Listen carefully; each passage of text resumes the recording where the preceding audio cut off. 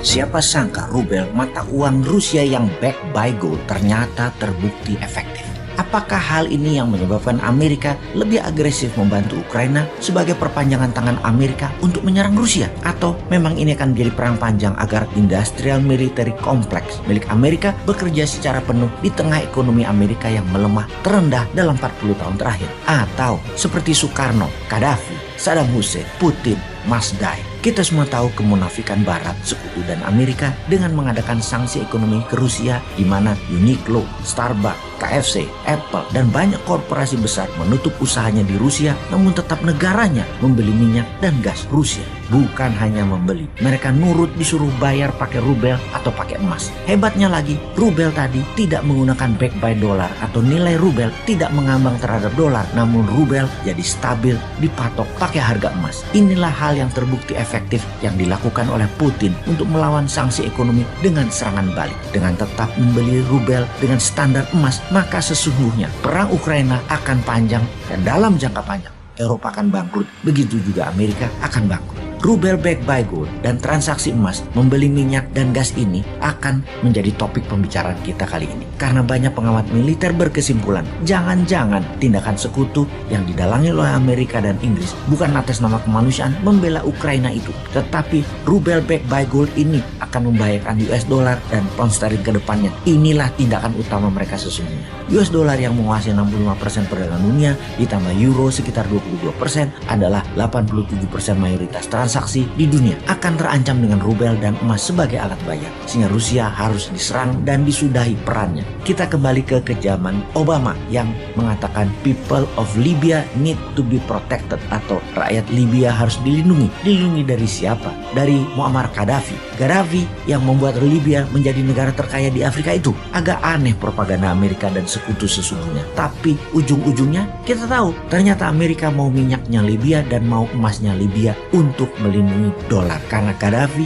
secara agresif mempromosikan emas sebagai alat bayar di Afrika, syarat membeli minyak Libya bagi negara Afrika. Gaddafi juga menyiapkan dinar emas sebagai mata uang tunggal Afrika. Kita semua tahu rencana seperti ini, rencana mau menyingkirkan dolar sebagai mata uang dunia, jangan pernah Anda lakukan karena Anda akan ditarget. Libya kencang mempromosikan mata uang emas ini sejak tahun 1996 sampai tahun 2000 yang mendapatkan tanggapan positif dari banyak negara Afrika. Bahkan di puncak serangan intervensi Amerika ke Libya, Gaddafi masih bisa membuat pertemuan dengan banyak kepala negara Afrika dan negara Islam untuk bergabung menjalankan mata uang emas sebagai alat pembayaran yang membuat Amerika mempercepat agresi militernya. Dengan membuat transaksi menggunakan emas akan menantang dolar dan euro yang akan membuat ketidakstabilan harga dolar dan menggeser keseimbangan ekonomi dunia ke arah negara Afrika. Juga membuat kekayaan sebuah negara devisanya bukan lagi seperti yang dibanggakan seperti saat ini. Banyak-banyakan cadangan dolarnya, tetapi seberapa besar cadangan emasnya.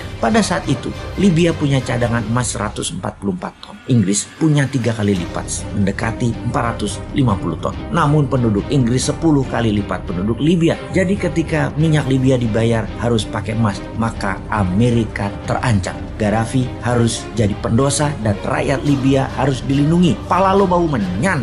Geblek emang Amerika dan negara yang mendiamkan kezoliman Amerika itu. Kita ingatkan kembali sebelum Libya, Gaddafi dieksekusi, maka Saddam Hussein juga dilibas karena mempromosikan hal yang sama. Transaksi minyak Irak hanya bisa menggunakan euro dan emas. Masih mending karena masih bisa terima euro. Namun terbanyak negara Afrika membeli minyak Irak pakai jaminan emas. Yang pasti Amerika melakukan embargo terhadap Irak, sanksi ekonomi dan invasi penggulingan pemerintahan Saddam. Pastinya menggunakan emas sebagai alat bayar akan membuat negara Timur Tengah dan negara Afrika menjadi negara yang berdaulat dan kuat. Dan bagi Amerika, hal itu harus dihindari dengan berapapun biayanya, harus tidak boleh terjadi, yaitu emas tidak boleh berkuasa. Menggunakan selain dolar adalah sebuah self-determination sesungguhnya, atau kedaulatan bernegara. PBB bahkan tidak mendukung negara untuk menjadi berdaulat. PBB yang di belakangnya Amerika dan Sekutu Barat tidak ingin negara-negara lain itu sejahtera dan berdaulat pakai sistem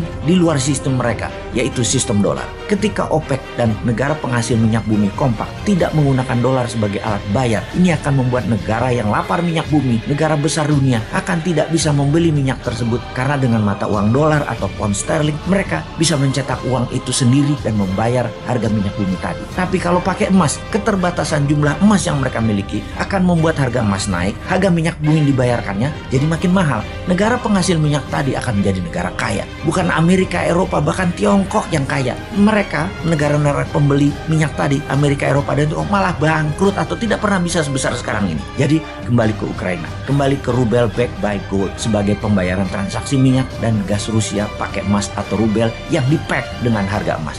Hal inilah yang menjadi alasan utama mengapa senjata perang mulai mengalir dikirim ke Ukraina. Tujuannya bukan kemanusiaan, tujuannya jangan sampai rubel menang dan emas berkuasa. Kalau Indonesia gimana? Dukung emas atau